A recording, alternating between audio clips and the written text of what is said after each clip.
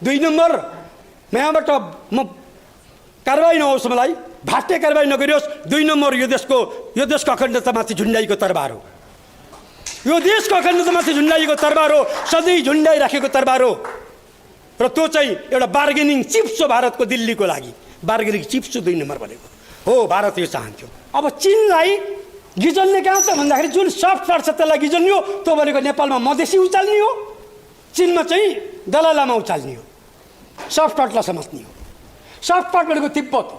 तिब्बतलाई पश्चिमाले र अमेरिकाले गिजल्न चाहन्छ। त्यो गिजल्ने कहाँबाट त भन्दा चीनसँग सिमाना जोडिएका 14वटा राष्ट्र छन्। 14वटा राष्ट्रमा नेपाल मात्रै एउटा राष्ट्र जहाँ अस्थिर छ, अरू देश चाहिँ वेल सेटअप छ, त्यो सेटअपमा छन्, त्यहाँ बाह्य चलखेल हुन सक्दैन। त्यसकारण Nepal will be the very good chess board for the westerners. यो चेस बोर्ड हो, यहाँबाट गोटी चाल्न सजिलो छ उसलाई।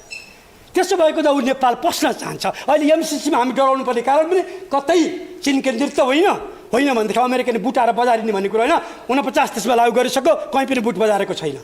मङ्गोलिया जस्तो देश जो चाहिँ चीन र रसियाको प्रत्यक्ष प्रभावमा परेको मङ्गोलियाले दोस्रो पटक लिएको छ। इन्डोनेसियाले तेस्रो पटक लिइसक्यो हो। ती 3टा फेलियर भयो, श्रीलङ्कामा फेलियर भयो, मस्ताकरमा फेलियर भयो, मालीमा फेलियर भयो। ती 3टा भनेका चाहिँ सैनिक कुगुलका कारणले, राजनीति परिवर्तनका कारणले फेल भएको हुन्। यताको चाहिँ कृषि जमिनका कारणले गर्दा यो चाहिँ फेल अलि छुट्टै हो। जम्मा 3टा फेल भएको। अमेरिकाको एमसिसी फेलै भएको पनि छैन। तर सबै चासो भनेको चाइना भयो। चाइना हान्ने कहाँबाट? नेपालबाट चाइना च्याउने। त्यसकारण उनीहरू नेपाल महत्त्वपूर्ण भयो सामरिक किसिमले। हिजो पनि नेपाली अङ्ग्रेजको लागि, पश्चिमाको लागि महत्त्वपूर्ण थियो।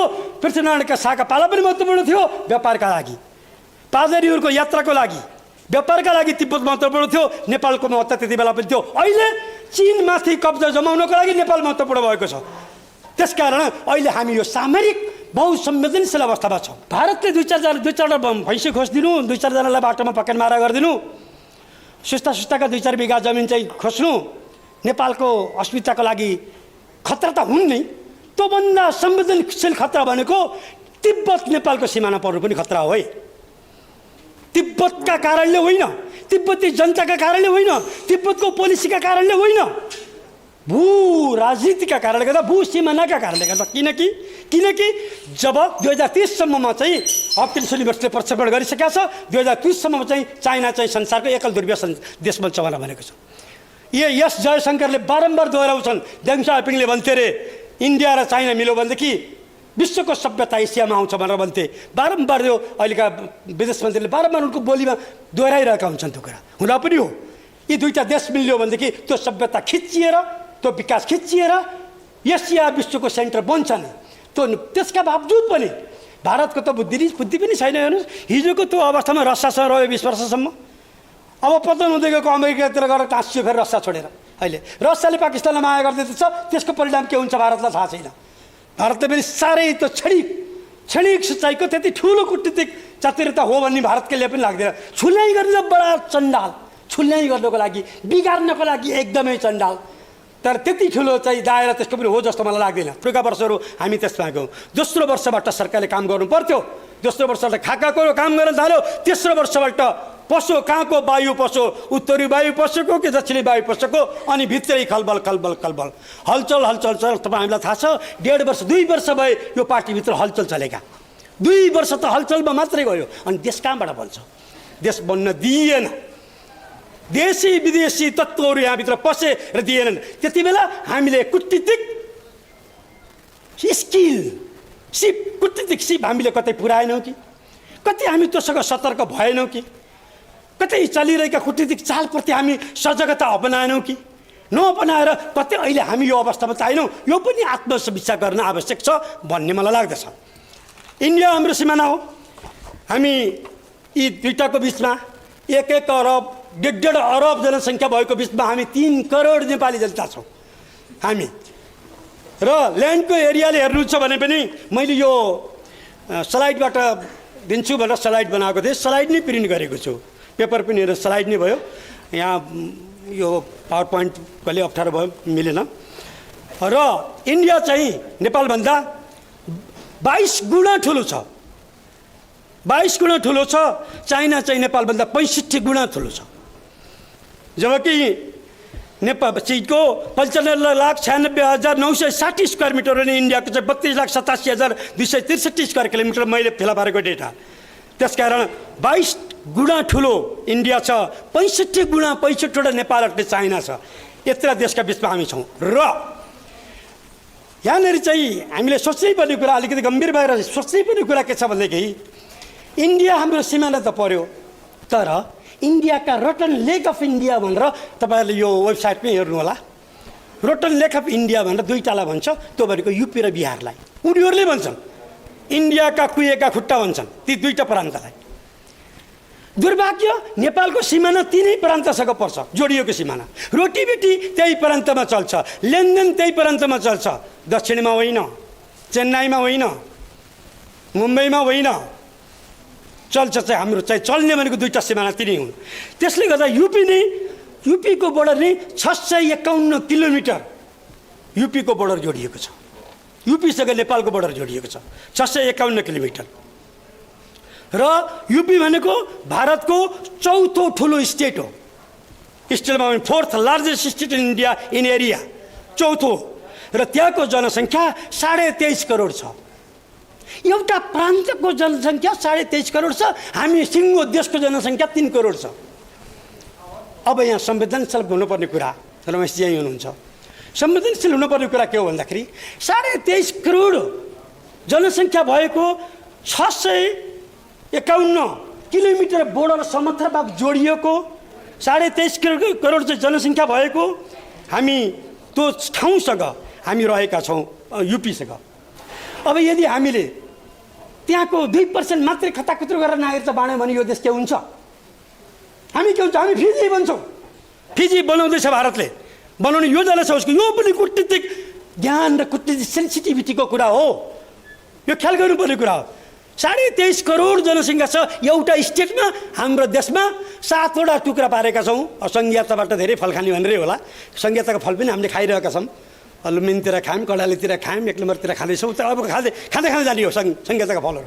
2 नम्बर, यहाँबाट म कारवाही नहोस्, मलाई भाट्टे कारवाही नगरियोस्। 2 नम्बर, यो देशको अखण्डतामाथि झुन्डाइएको तरबार हो। यो देशको अखण्डतामाथि झुन्डाइएको तरबार हो, सधैँ झुन्डाइराखेको तरबार हो। र त्यो चाहिँ एउटा बार्गेनिङ चिप्स हो भारतको, दिल्लीको लागि बार्गेनिङ चिप्स हो 2 नम्बर भनेको हो। भारत यो चाहन्थ्यो, यसरी टुक्राउन चाहन्थ्यो, यसरी चिप्स बनाउन चाहन्थ्यो। कुनै पनि देशका कमजोर पार्टहरू हुने गर्छन्। चीनमा चाहिँ तिब्बत कमजोर पार्ट छ, इन्डियामा काश्मीर कमजोर पार्ट छ, अनि नेपालमा पनि 2 नम्बर अलिक कमजोर सब पार्ट हो। भोलि खेल्छ भनेदेखि शत्रु त्यही पार्टमा खेल्छ। त्यो पार्टसँग अर्को कुरा यहाँहरूले ख्याल गर्नुपर्ने कुरा, त्यो पार्टसँग अर्को कनेक्सन के छ? चिकन नेकको कनेक्सन छ। चिकन नेक भनेको सिलगढी करिडर जुन 22 किलोमिटरको छ। सिलगढी करिडरभन्दा माथि 8वटा प्रदेश छन्, 8वटा राज्य छन्। यति संवेदनशील छ भारतको अवस्था। अहिले त कुखुराको घाँटी जस्तै छ कि नक्सा हेर्नु होला। त्यो 22 किलोमिटरको जुन सिलगढी करिडर हो, त्यो घाँटी मात्रै समाइदियो भने माथिल्ला 8वटा प्रदेशमा भारतको स्थल मार्ग नै छैन, जमिनबाट जाने मार्ग नै छैन। त्यति उठाइदिने हो भनेदेखि त्यो एउटा साह्रै संवेदनशील क्षेत्र छ त्यो। त्यसकारण त भुटानको जग्गा डोकलाममा आक्रमण गर्दाखेरि इन्डिया तर्सिन्छ। भुटानका मायाले होइन नि, संवेदनशील चुम्बी भ्यालीतिर सधैँ नजर लगाइरहन्छ। किन? उसको चिकन नेकको संवेदनशीलता हो। चिकन नेक फेरि त्यो सिलगढी करिडर हाम्रो इटारीभन्दा उताको भाग पर्यो, हामीसँगै जोडिएको भयो। के थाहा उल्ला होला कहिले अलिकति पाक मधेसी समथर एरिया भयो भनेदेखि यसो चिकन नेक अलि ठुलो बनाउँला, संवेदनशीलता अलि कम होला भन्ने पनि उसका हिडन इन्ट्रेस्टहरू हुनसक्छ। त्यसकारण पनि हामी मधेसका मामलामा साह्रै सतर्क रहनुपर्छ। नागरिकताका सवालमा हामी साह्रै सतर्क रहनुपर्छ। यदि सतर्क रहेन भनेदेखि कुनै पनि बेला देश फिजीकरण भयो भने आश्चर्य नमानिदिनु होला। अहिले पनि नेपाल सरकारसँग सायदै रेकर्ड छैन होला कति भारतीयहरू नेपालमा छन् भनेर, सायदै छैनन्, रेकर्ड छैन होला। हो, हिजो गिरिजाका पाला चाहिँ हामीले 40 लाखलाई नागरिकता बाँड्यौँ। बजार पसल नागरिकता किन्न पाइने अवस्था सिर्जना गरिदिउँ। 40 लाख भारतीयहरूलाई हामीले सिधै कनिकाबाट नागरिकता बाँडिदिउँ। अहिले पनि हामी बाँड्ने भनेर फेरि यहाँ चलखेल सुरु हुन थाल्दैछ। त्यो अवस्थामा हामी सतर्क हुनुपर्छ। किनकि मैले भनिहालेँ 1 अरब जनसङ्ख्या भएको देशबाट 2% मात्र नेपाल पसिदियो भने नेपालको सार्वभौमिकता के होला, नेपालको अखण्डता के होला, नेपालको राष्ट्रियता के होला, यो बहुत कूटनीतिक पेचिलो विषय यहाँ देखा परेको छ। यसमा यहाँहरूले मनन गर्नु नै हुनेछ। त्यसपछि गएर हामी बिहारतिर जाउँ। बिहारमा पनि त्यसै गरेर हामीसँग बिहारमा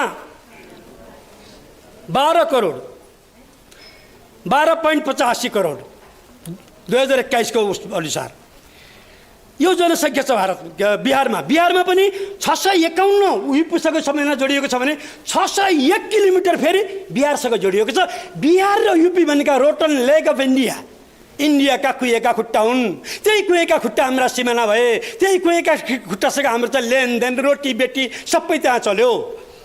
यो दुर्भाग्य हो हाम्रो लागि।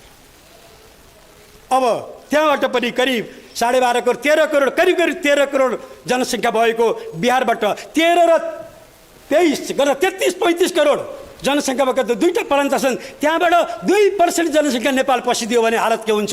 हाम्रो नेपालीत्व कहाँ रहनेछ? हाम्रो राष्ट्रियता कहाँ रहनेछ? हामी नेपाली हौँ भन्ने ठाउँ कहाँ रहनेछ? यो बढी संवेदनशील कुरा छ। यसलाई नागरिकताको बारेमा पनि कुटनीतिक किसिमले डिल गर्न आवश्यक छ। नेतृत्वले गरेको थियो। हिजो गराइसकेको थिए प्रधानमन्त्री। त्यति बेला प्रधानमन्त्री नभइरहेको बेला खड्गप्रसाद ओलीले त्यो बेला रोक्नु भएको हो। एकपटकलाई रोकेकै उहाँले, नभए गइसकेको थियो अघिल्लो पटक। तर अब पनि यो बिउतिएर आउन सक्छ। हामी यसमा चाहिँ सतर्क रहनुपर्छ। वर्तमान सरकार त सतर्क रहन्छ भनेर मैले विश्वास गर्दिनँ। तपाईँहरूले यो आवाज निकाल्न आवश्यक छ भन्ने मलाई लाग्छ। उत्तराखण्ड छ 303, सिक्किम छ, यिनीहरूको सिक्किम वेस्ट बेङ्गाल चाहिँ 96 किलोमिटर छ, जब 10 करोड छ त्यहाँको जनसङ्ख्या पनि। त्यसले त्यति धेरै डिस्टर्बेन्स हामीलाई गर्दैन। अब जनसङ्ख्यालाई हामीले हेऱ्यौँ भनेदेखि सिमानामा जोडिएका प्रान्तको जनसङ्ख्या नेपालको भन्दा 16 गुणा बढी छ। जोडिएका प्रान्तको मात्रै 30वटा प्रान्त 29वटा प्रान्तमा जोडिएका 5वटा प्रान्त हुन्। त्यही 5 प्रान्तमा 2टा प्रान्त धेरै जोडिएका। त्यहाँको जनसङ्ख्या नै 16 गुणा बढी छ नेपालको भन्दा। यो बहुत संवेदनशील कुरा हो। यो युपी र बिहारको मात्रै 12 वर्ष, युपीको 8 वर्ष, बिहारको 12 वर्ष नेपालको भन्दा जनसङ्ख्या एउटा स्टेटको 12 वर्ष। त्यसकारण सिमानामा जोडिएका प्रान्तको कुल जनसङ्ख्याको जम्मा 7% जनसङ्ख्या मात्रै छ नेपालमा। त इन्डियाको सिमानामा जोडिएकाको जनसङ्ख्याको 7% मात्रै नेपालमा छौँ हामी यो डेमोक्रेटिक किसिमले पनि बडा भल्नरेबल अवस्थामा छौँ। किनकि समर्थक प्रभाव छ, नागरिकताका कुरा पटक चलेका छन्, चोरी पैठरी चाहिँ पटक चलेका छन्। कति भारतीय नेपालमा छन् लेखाजोखै छैन। कतै अहिले नै अल्पमतमा गरेका त होइन हामी। एकपल्ट सोच्नु पनि बेला आएको छ। कतै अहिले नै अल्पमतमा त छैनौँ भन्न पर्ने अवस्था पनि आएको छ। यस कुरामा कूटनीतिक किसिमले सेन्सिटिभ नेतृत्व रहन पर्छ नै। र त्यस्तै नेपाल भारतको जनसङ्ख्या अब सुरक्षा सीमाको बारेमा कुरा गरौँ।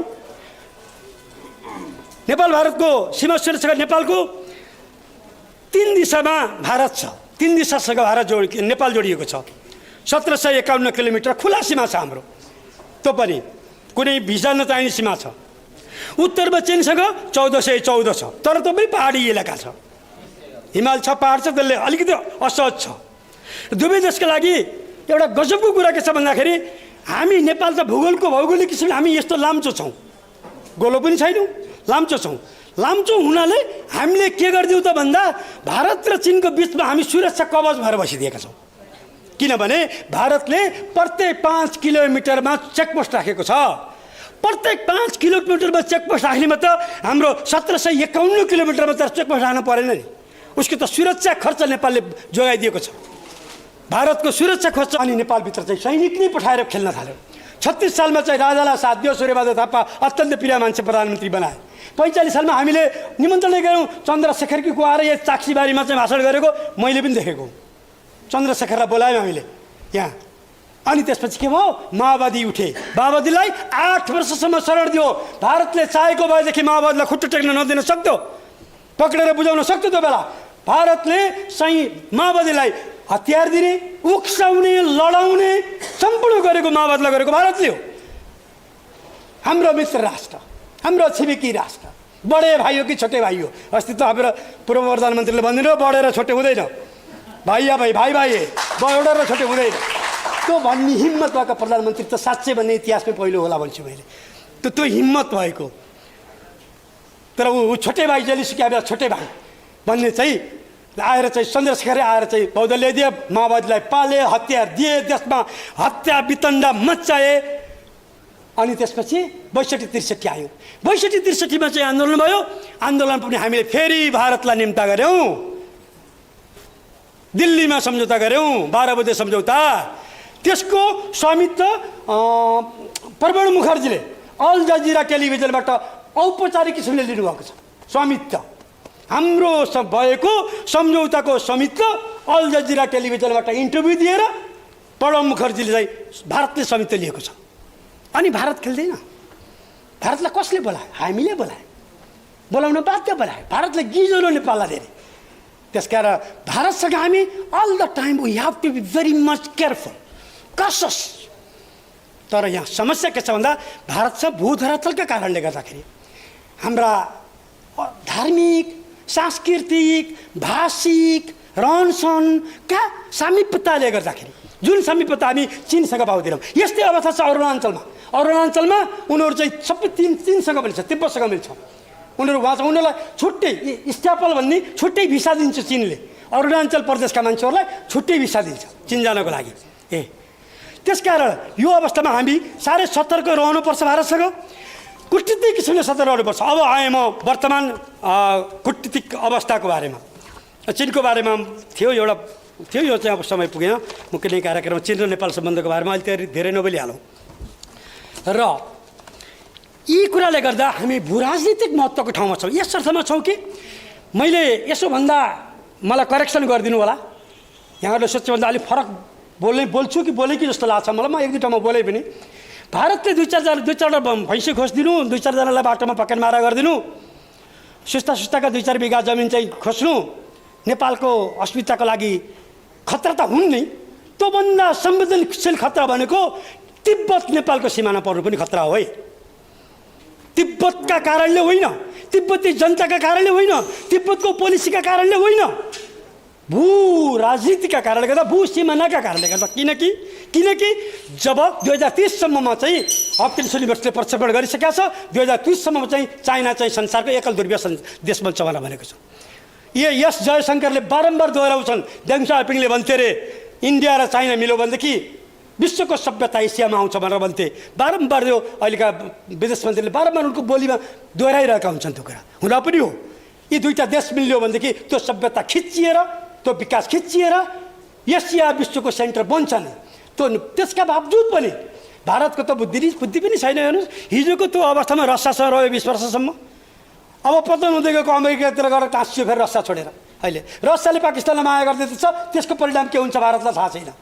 भारतले पनि साह्रै त्यो क्षणिक सुचाइको त्यति ठुलो कूटनीतिक चातुर्यता हो भन्ने भारतले पनि लाग्दैन। छुल्याइ गर्ने बडा चण्डाल, छुल्याइ गर्नको लागि, बिगार्नको लागि एकदमै चण्डाल। तर त्यति ठुलो चाहिँ दायरा त्यसको पनि हो जस्तो मलाई लाग्दैन। तैपनि चीन चाहिँ एउटा उदयमान शक्ति भएर आउँदैछ, विश्वको एउटा मात्र शक्ति बनेर आउँदैछ, विश्वको एकल ध्रुव हुँदैछ। The power centre is going to be change, power dynamics is going to be change, एकदम चेन्ज हुँदैछ। अब चीन एउटा ठुलो च्यालेन्जको रूपमा आयो अमेरिकालाई। अमेरिका आफू मात्रै एकलौटी विश्वको शासक बनिरहेको बेला अहिले चाहिँ अमेरिकालाई यो समस्या परेको छ। त्यसकारण पनि यहाँ मैले यो डेटा लिएको थिएँ अमेरिका र उसको व्यापारको बारेमा। ठिक छ ल, यो होइन व्यापारमा पनि यहाँ 3 अरब 25 करोड, 3 अरब सम्झिएँ मैले, 3 अरब 25 करोड वार्षिक घाटा छ अमेरिकाको चिनसँगको व्यापारमा। 3 अरब 25 करोड डलर घाटा खाएको छ चिनसँग व्यापार गर्दाखेरि। चिनले 70% दरले वृद्धि गरिरहेको छ, भारतले 7.5%ले वृद्धि गरेको छ। वृद्धि दर हेरियो भने पनि चीन चाहिँ त्यसरी अगाडि बढेको छ। यो लक्षण त धेरै माथि पुग्ने लक्षण हो।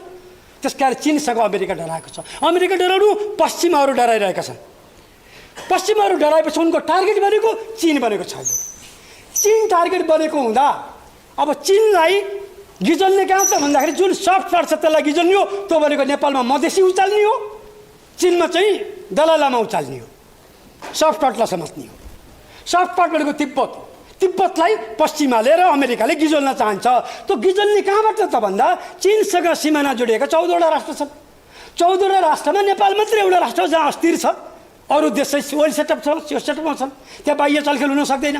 त्यसकारण Nepal will be the very good chess board for the westerners. यो चेस बोर्ड यहाँबाट गोटी चाल्न सजिलो छ उसलाई। त्यसो भएको त ऊ नेपाल पस्न चाहन्छ। अहिले एमसिसीमा हामी डराउनु पर्ने कारण पनि कतै चीन केन्द्रित त होइन भनेदेखि अमेरिकाले बुट आएर बजारिने भन्ने कुरो होइन। 49 देशमा लागू गरिसक्यो, कहीँ पनि बुट बजारेको छैन। मङ्गोलिया जस्तो देश जो चाहिँ चीन र रसियाको प्रत्यक्ष प्रभावमा परेको मङ्गोलियाले दोस्रो पटक लिएको छ। इन्डोनेसियाले तेस्रो पटक लिइसक्यो। हो, ती 3टा फेलियर भयो। श्रीलङ्कामा फेलियर भयो, मस्ताकरमा फेलियर भयो, मालीमा फेलियर भयो। ती 3टा भनेको चाहिँ सैनिक कुगुलका कारणले, राजनीति परिवर्तनका कारणले फेल भएको हुन्। यताको चाहिँ कृषि जमिनका कारणले गर्दा यो चाहिँ फेल अलि छुट्टै हो। जम्मा 3टा फेल भएको। अमेरिकाको एमसिसी फेलै भएको पनि छैन। तर सबै चासो भनेको चाइना भयो। चाइना हान्ने कहाँबाट? नेपालबाट चाइना च्याउने। त्यसकारण उनीहरू नेपाल महत्त्वपूर्ण भयो सामरिक किसिमले। हिजो पनि नेपाली अङ्ग्रेजको लागि, पश्चिमाको लागि महत्त्वपूर्ण थियो। पृथ्वीनारायणका शाहका पाला पनि महत्त्वपूर्ण थियो व्यापारका लागि। पादरीहरूको यात्राको लागि, व्यापारका लागि तिब्बत महत्त्वपूर्ण थियो। नेपालको महत्त्व त्यति बेला पनि थियो। अहिले चीनमाथि कब्जा जमाउनको लागि नेपाल महत्त्वपूर्ण भएको छ। त्यसकारण अहिले हामी यो सामरिक बहुसंवेदनशील अवस्थामा छौँ। यस्तो बेलामा हामीले थोरै मात्रै कुटनीतिक खेलचक्राइ गऱ्यौँ भनेदेखि, थोरै अपरिपक्व पनि देखायौँ भनेदेखि राष्ट्रियता, अखण्डता सबै डुब्न सक्छ। त्यो एउटा अवस्था छ। अब अहिले मैले 2 मिनट बेसी दिएँ, 2 मिनटमा चीनले चाहिँ अहिले कता भूमि हडप भनेर अघिल्लो सरकारले, जुन बलियो सरकार थियो, बलियो सरकारले हेऱ्यो, वार्ता गर्यो, गठन गर्यो, हेऱ्यो, अब छैन भन्यो।